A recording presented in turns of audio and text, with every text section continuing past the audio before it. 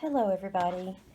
So I just ran out of my clothing labels for my upcycled clothing. So I'm going to need to make some more. So I thought I would video this and show you how you can make your own clothing labels. This is what mine looks like. And I'm going to make this exact label and walk you through it step by step so you can learn how to do your own.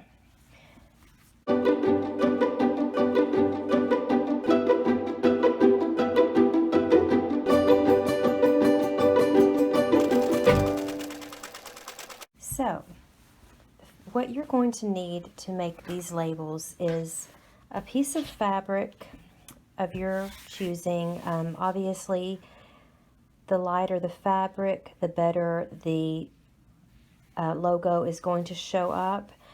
I'm using linen. You're going to want to use either linen or cotton, like a cotton broadcloth or a medium weight cotton or linen. I like to use linen. I like for my tags to have kind of an organic, rustic look to them. So I use linen, and of course all of my clothing is recycled. I always use recycled materials. So this is actually linen from a linen shirt. It's a shirt sleeve that has been cut open.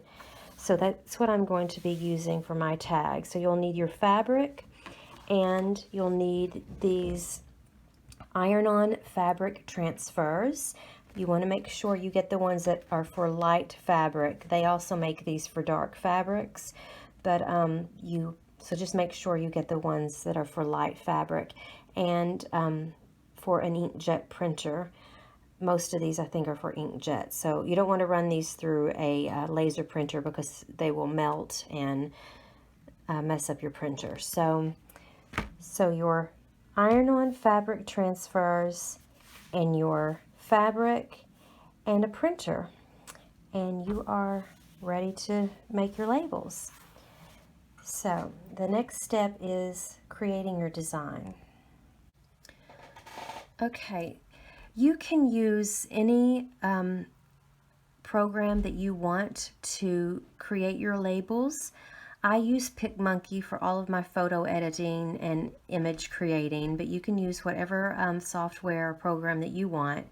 And I'm using Google Docs to put my image on paper. So if you want to use Word, you can, or OpenOffice. It's totally up to you. So I already have my label design, so I'm going to insert it into my document here. Now, anytime you print on transfer paper, iron-on transfer paper, you want to make sure that your image is backwards, because when you iron it on, it needs, if it's not backwards, when you iron it on, then it's going to be backwards on your fabric. So I'm going to insert my image. I'm going to insert drawing,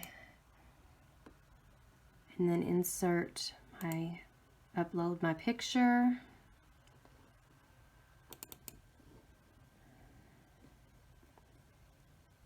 And so that is my design.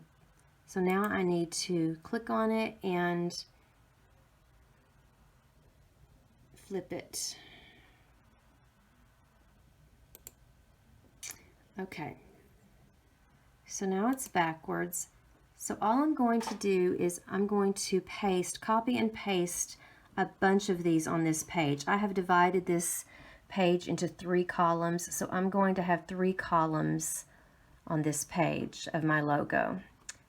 So I will just copy, and I'm going to double space so that there's plenty of space in between each of my labels. So I'm just going to keep doing that until my page is filled up. Okay, so I have completely filled my page with as many labels as I can fit on. So now I'm ready to print. So you want to make sure that, of course, that you put your photo transfer paper in the printer correctly, usually the brand will have writing on one side and then blank on the other. So you want to make sure that it is placed in the printer so that you're printing on the blank side. Okay, I have printed my labels, and as you can see, they're backwards, which is the way I want them, because I'm going to flip this over onto my fabric and iron it, and when I remove the backing, the labels will be positioned the correct way. So you do want to make sure that your fabric is at least as big as your paper, so at least 8.5 by 11. It's probably best if it's a little bigger so this doesn't overhang. So just make sure that your page fits onto the fabric completely, and then you're going to take an iron and you're going to follow the instructions on your transfer paper as far as the temperature of the iron and how long to iron it. But you just want to make sure that you are pressing evenly around every part of this transfer paper. You don't want to do it too long or you will burn your labels. So just a nice even ironing over all of the page. So that's what I'm going to do next. Alright, so you want to make sure that your fabric is nice and smooth, no wrinkles. And my instructions on my transfer paper say not to use steam, so I've turned the steam off on my iron. And it also says do not use an ironing board or any surface that's going to retain heat. So I have put a sheet on the floor because you want to make sure that you have a nice firm surface. So I have just put a sheet that's been folded a couple of times on the floor, and that's where I'm going to do my ironing. So no steam, and you don't want to use an ironing board because usually the pad on the ironing board is going to hold the heat and it's going to make it too hot. So I'm just going to start in the center and work my way to the edges of the transfer paper.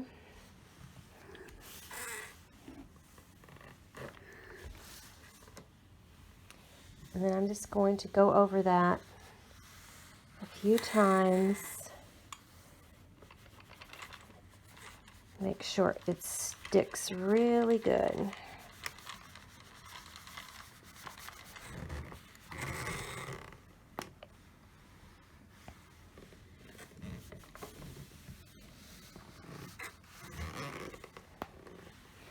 Okay, that should do it. Now, you want to let it cool before you pull it off, because if you don't, it will stick to the paper. So I'm going to let it cool for about a minute. Okay, I have let this set for about a minute. It feels nice and cool, so I think it's ready. So I'm just going to start at the corner here and peel this away. I can already tell that, okay, if you can see right here, it looks like it didn't catch. It's not sticking, so I'm gonna go to a different corner. Sometimes that happens. All right, so there we go. Sometimes you just get a piece that doesn't stick. Mine seems to be happening on the corners. So I probably did not iron the corners enough. But all in all, it looks good. Okay, so there we go. And it looks like they all took really good. As you can see right here, this corner, I just didn't iron long enough on that corner. And over here is a spot, but that's okay because I'm going to cut that part off anyway. So that's my next step. I'm just going to take, you can use scissors, or I like to use a rotary cutter, because what I do is I will take, let me show you.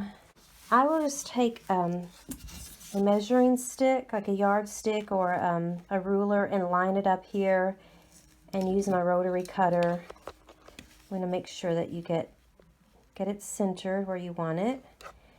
And this is just a faster way for me. And then after I get all of these cut apart, I'll just cut them that way and I'll have all my labels cut out. Okay, so here are all of my labels cut out. I was able to get 30 labels from that sheet of transfer paper. And they are, like I said, about 3/4 of an inch wide and just over 3 inches, about 3.5 inches long. So depending on how big you make your labels, that will determine how many you're able to get on one sheet. And one of the good things about these labels is because of this transfer paper, it's kind of like a plastic. When you wash these, when you wash your garment, they will not fray out. Here is a label on a garment that has been washed. And as you can see, the edges are a little bit frayed, but it will not fray any further than that because of the transfer paper. The transfer paper acts like kind of like tape, and it keeps the fabric together. It keeps it from continuing to fray. So I don't mind that it has a little bit of a frayed edge because that's just the style of my clothing. I like a rustic, shabby chic look, so that's perfect for my style of clothing. Sometimes when depending on the garment that I'm sewing the label on, sometimes I will put a piece of fabric behind the label and I will sew it on both ends with a pretty piece of fabric behind it. So you can just experiment with it and just have fun with your design. You can do all kinds of things with this type of label. One of the things that you do have to be careful with is, since this is transfer paper, you cannot iron on top of it because it will melt. So just make sure that when you're ironing your fabric that you don't iron on top of the label because the sticky will stick onto your iron and it will mess up your label. So that's it. I hope that you've enjoyed this. I hope it's been helpful.